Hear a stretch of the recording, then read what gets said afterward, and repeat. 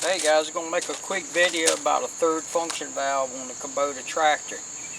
Over in the Facebook Kubota tractor and equipment group, we had a question about a third valve situation.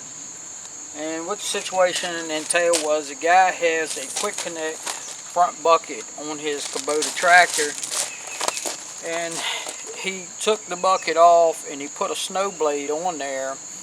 And instead of adding a third valve at that point, he disconnected his front cylinders that operate the tilt function on his bucket, and he hooked that up to the tilt cylinders on the snow blade in order to angle the snow blade left and right.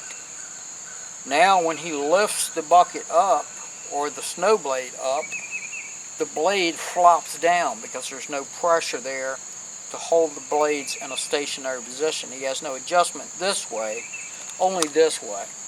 So the first thing you need to do is that person needs to put everything back like it was before, disconnect those left and right cylinders and hook back up those tilt cylinders and get this working those two cylinders like it's supposed to.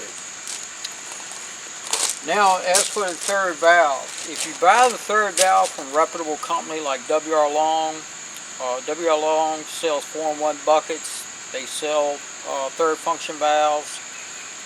It will come in with installation instructions. Follow those instructions, you should be in pretty good shape.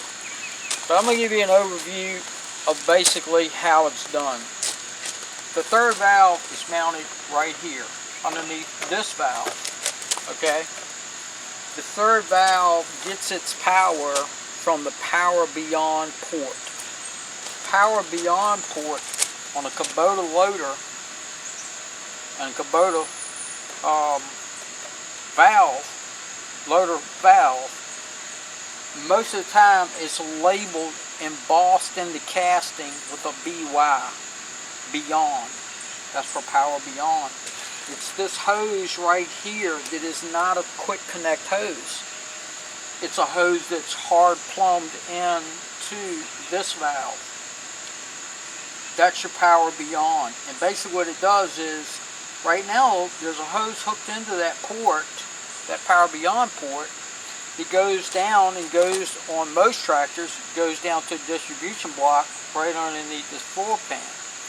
If your tractor has rear remotes on it, or if your tractor has a backhoe on it, then it will come out of there and it will go to the back of the tractor for those rear remotes or for that backhoe. On this tractor I have a backhoe, so it goes back to the backhoe on the back of the tractor. Then from there it comes out of that valve as another power beyond port and comes this way and goes down to this block and ends up at this block, and from that block it features 3-point lift and all that type of situation. So basically the way you're going to plumb this thing in is you're going to mount your valve here. You're going to take loose your power beyond right here. Okay, we're going to take a short piece of hose and you're going to come out of this block, out of this power beyond port. You're going to go into this new valve, this third function valve. Then there's going to be another port on this third function valve that's going to be a power beyond port, where power is going to go from here beyond there and into this. Then it's going to come out of this port to go beyond this valve, and you're going to take this hose where it connected into here and you're going to connect this hose into there. Okay? And then basically what's going to happen is your fluid's going to come out of here. It's going to go into basically the high pressure side or the inlet side of this valve. Then it's going to come out of the power beyond port, and this hose is going to connect into it, and that's going to take your power beyond on to wherever it needs to go on the tractor. Then you're going to have additional ports coming out of here that will more likely have quick connects, or should be plumbed with quick connects. And those quick connects, they're gonna plug into there And then those lines are going to go on down the loader frame, and they're going to go down and hook into those two hydraulic cylinders that tilt that blade left and right. There'll be a switch that's going to come up here to be a wired switch, and the middle position is just a neutral position, and when you flip it one way, it tilts one way, and when you flip it the other way, it tilts the other way, and when you let off of it, it goes back to the middle. So that's basically how the third function valve works and how you're going to plumb it in there. It's actually pretty simple. I hope this helps. Now, my son is a technician for Kubota, and this is what he does for a living. This is how he makes his money on. And I'm just telling you how to do this based on what he's told me about the situation. Well, one thing he did tell me was, Pop, this is how I make my money. This is how I make my living. If you keep making videos showing everybody how to do it, I'm going to be out of a job. And he's right. What it's going to come down to, if we don't support our local dealers, I mean, it's nice to know how all this stuff works so that you can troubleshoot the stuff in a pinch. And in a pinch, I know a lot of people don't have the money to pay somebody to do this type of work. I can understand that. I sympathize with you. But at the same time, what we're evolving to is a situation where we're going to be buying tractors online. They're not going to give us any more discount than what they would give us if we bought them at the dealership. Some fat cat sitting behind a desktop computer is going to sell you a tractor for the same price that you're going to buy one at a dealership today. He's going to put all his money in his pocket, and you're going to have nobody to go back to when you have a problem. You're going to have nobody to go back to when you need a third valve. You're going to have nobody to go back to when you need to have somebody that you can talk to face to face and say, look, this is my problem, fix it. Okay? Let's not let it get to that point. Okay? I don't mind sharing this information with you, but if at all possible, if you can use your local dealership to do this type of work and keep those businesses open, by all means do it. Every day, they're chipping away at United States, America-owned businesses, and these places that sell tractors in the United States, they're American businesses. This is where my son works. This is where your son could work. Okay, this is how they could make their money. This is how they can provide for their children. You have to take that into consideration. If we don't, there won't be any dealerships. Like I said, you'll be buying your tractors online, and chances are the person that's selling you the tractor online won't even be in the United States. They'll be in some other country, okay? And when you call for support, you'll talk to somebody that doesn't even speak English, okay? And then you'll be pissing and moaning and griping about that. I know I will be. You know, you can say you won't be if you want to, but the bottom line is I know I will be. So, at every opportunity that I have to throw some money in the direction of the dealerships, I do that, okay?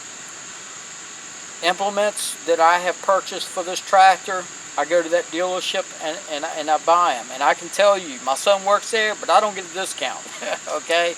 I pay full price for everything. In fact, sometimes I think they charge me double because they have to put up with him working there. Maybe, I don't know. But I haven't seen where I've gotten a break on anything I've bought. I can tell you that, okay? I bought my box blade there. You know, I bought numerous things there. You know, I buy my oil filters and everything else there. You know, I go there and buy it. I could order it online, but why would I order it online and put them, you know what I'm saying? I mean, I would rather give them the money so that they'll be there should I get in a situation where I need them. My son is a Kubota technician. He works on tractors. The likelihood of me having to go there is very slim, but the likelihood of you having to go there is not slim.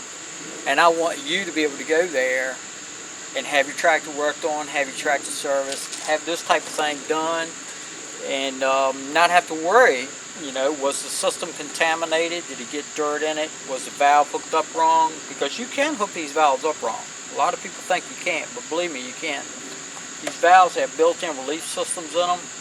They're designed to have flow going in one direction. If you hook it up backwards or hook it up wrong or something like that, and you don't have all the proper test equipment to test this valve after you put it on, to not only test the amount of pressure, but also the flow rate, you could have serious problems. You could have a valve that you put on, say for example, you put a valve on and the valve's malfunctioning. You don't have the test equipment to test the hydraulic pressure or the flow rate. You could potentially mess up your tractor, burn up a pump motor that could cost you thousands of dollars because you didn't have the equipment to test it after you put the valve on to find out, does it have the proper amount of flow? Does it have the proper amount of pressure? Because that's two very important things that most of us don't think about because we don't know. Okay? So I don't mean to be preaching, okay? But at the same time, you know, there's reasons why you should go to a dealership and have certain things done. This is one of those things that if I was going to have it done and I did not have the resources of having a son that actually is a Kubota technician that can do all these tests for me and has all the tooling to do it, I would certainly not do it myself because it's just not worth the risk. Okay? That's my thoughts on it. If you want to attempt it, boom, boom, there it is. I'll bring the video camera over, give you a close-up of this port so you can see it. Okay, here we are back over here. I'm going to show you the port. Now, this is the Power Beyond port right here. And right there, I don't know if you can see it or not, but right there embossed is BY for Beyond. Okay, that's the port for it. And basically what you're going to be doing is you're going to be taking a hose out of this port, going into your new third valve, then taking this hose that's going into this port and hooking it up on the other end of that third valve. And that's going to put that third valve that's right here, that's going to put it in the loop. Okay, it's going to loop, and that's how it works. And then your other lines that come out of this third valve are going to be just like these lines, have these quick connects that go down to your bucket. That's what basically how that's going to work. You're going to quick connect into those and take those lines down to the angle apparatus for your snow blade. Now, one thing I want to mention. Let me move the camera around. I'll go ahead and mention. One thing that I want to mention. Over in our Facebook group, Eric had mentioned that when you put these snow blades on there, they need to have a spring on them, and they do. That's important. Basically what that spring does is the spring holds it taut this way, okay, kind of angled back. Of course, you can adjust the angle with these pistons. Once you've got that valve hooked up and you've got these pistons hooked back up, you can adjust your angle this way with this. But what those springs do is they're like a breakaway. So if you're pushing snow along and all of a sudden you hit something hard, say like for instance you're pushing along and you hit a hole in the pavement or a curb or something sticking up out of the ground that's hard, those springs give way and that thing folds down. Okay, the whole blade. Like that, you go over it and then it plops back up straight. And that's basically what them springs are for.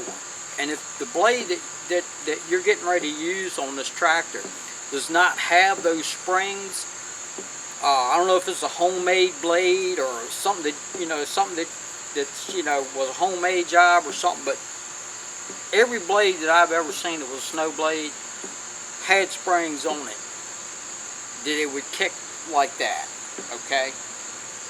Because other than that, I mean, you could be coming to a screeching halt and come flying off that seat of this tractor and landing in a snowbank somewhere, on down the road in front of you.